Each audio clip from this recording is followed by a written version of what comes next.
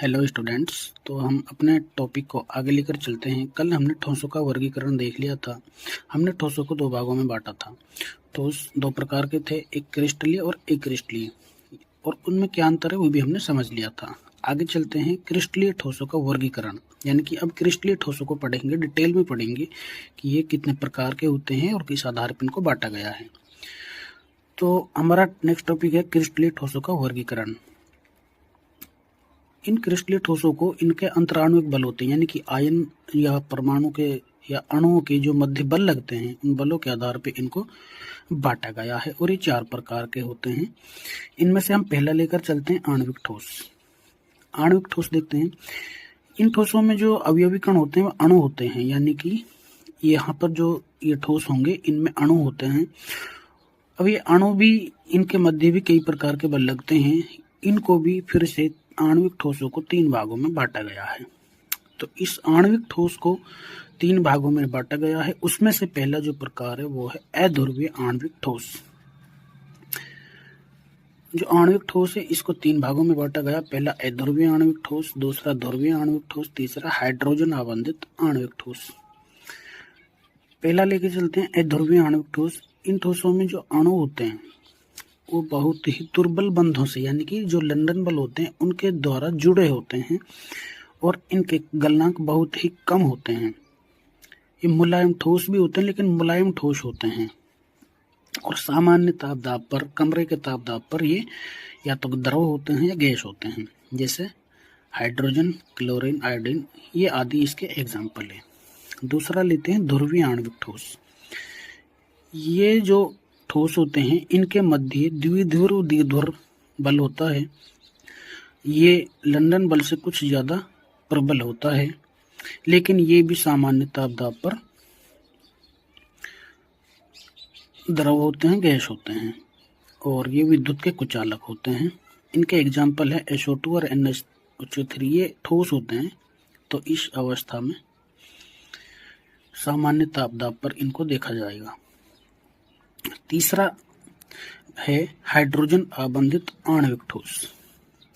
इन ठोसों के मध्य हाइड्रोजन बंध होता है। ये सामान्य तापदाब पर वाष्पशील द्रव होते हैं, मुलायम ठोस होते हैं और ये विद्युत के कुचालक होते हैं। एग्जाम्पल इसका बर्फ है, बर्फ में हाइड्रोजन बंध होता है। ये हमारा पहला प्रकार हो गया है क्रिस्टलीय ठोसों का। क्रिस्टलीय ठोसों का दूसरा प्रकार लेके चलते हैं आयनिक ठोस। इनमें अवयवी कणों में आयन होते हैं, उसमें अणु थे। आणविक ठोसों में अणु थे और आयनिक ठोसों में आयन होंगे। इन आयनों का कैरेक्टर है कि इनके मध्य जो बल होता है ये आणविक ठोसों के मुकाबले बहुत ही मजबूत होता है, प्रबल होता है, जिसके कारण इनके गलनांक और क्वथनांक हाई हो जाते हैं, उच्च हो जाते हैं। ये सामान्यतः तो विद्युत के कुचालक होते हैं, लेकिन अगर इनको जल में घोल दिया जाए तो इनका आयन गमन कर सकते हैं, गमन करने के लिए स्वतंत्र हो जाते हैं और ये विद्युत का चालन करते हैं। जैसे कि इसके एग्जाम्पल ले सकते हैं NaCl, ZnS, ये इस प्रकार के ठोस हैं। ये दो प्रकार के हो गए। तीसरा है धात्विक ठोस। धात्विक ठोसों में सभी धातुएं आती हैं और धात्विक जो परमाणु होते हैं ये अपने क्रिस्टल में सभी प्रत्येक परमाणु इलेक्ट्रॉन देते हैं, जिससे पूरी स्पीसीज इलेक्ट्रॉनिक क्लाउड बन जाती है, इलेक्ट्रॉनिक समुद्र बन जाती है। और ये इलेक्ट्रॉन ट्रांसफर के कारण विद्युत के सुचालक होते हैं और इनमें इसी इलेक्ट्रॉन के कारण विशेष चमक होती है। धातुओं की जो विशेष चमक होती है, अधात्वर्धनीयता होती है, ये सारे गुण इन इलेक्ट्रॉन्स के कारण इन धातुओं में आते हैं। इनके एग्जाम्पल सभी धातुएं होती हैं। ये तीन हो गए। चौथा है सह संयोजक अथवा नेटवर्क ठोस। इन ठोसों में सामान्यतः अणुओं के मध्य सह संयोजक बंध होते हैं। सह संयोजक बंध बहुत ही मजबूत होते हैं, इसलिए इनका गलनांक और क्वथनांक बहुत अधिक होता है। इनके एग्जाम्पल होते हैं हीरा, graphite, silicon carbide, aluminium nitride. ये इस सह संयोजक नेटवर्क ठोस के एग्जाम्पल्स हैं। ये भी सामान्यतः विद्युत के कुचालक होते हैं लेकिन ग्रेफाइट इसका एक अपवाद है, क्योंकि ग्रेफाइट की हम अभी आगे संरचना देखेंगे।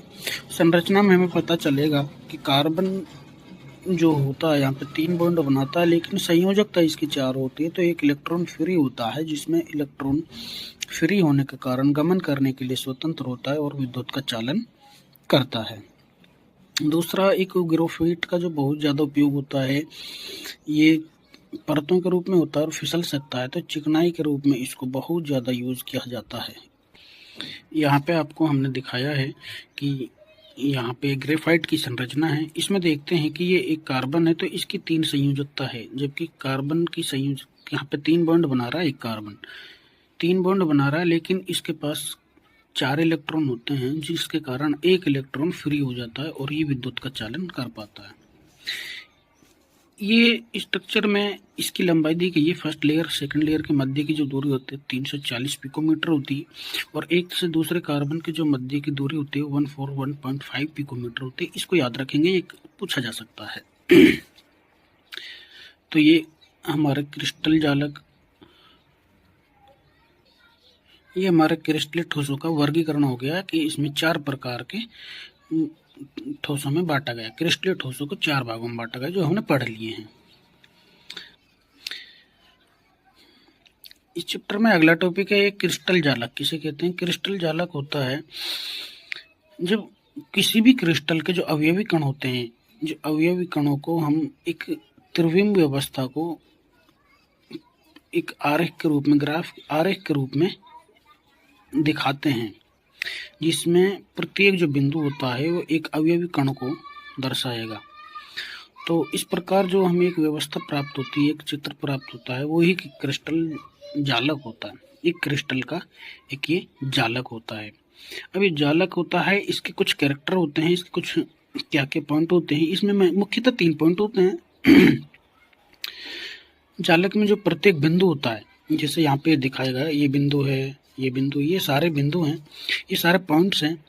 प्रत्येक बिंदु जालक बिंदु कहलाता है। प्रत्येक जो यहाँ पे पॉइंट है, ये प्रत्येक बिंदु जालक बिंदु कहलाता है।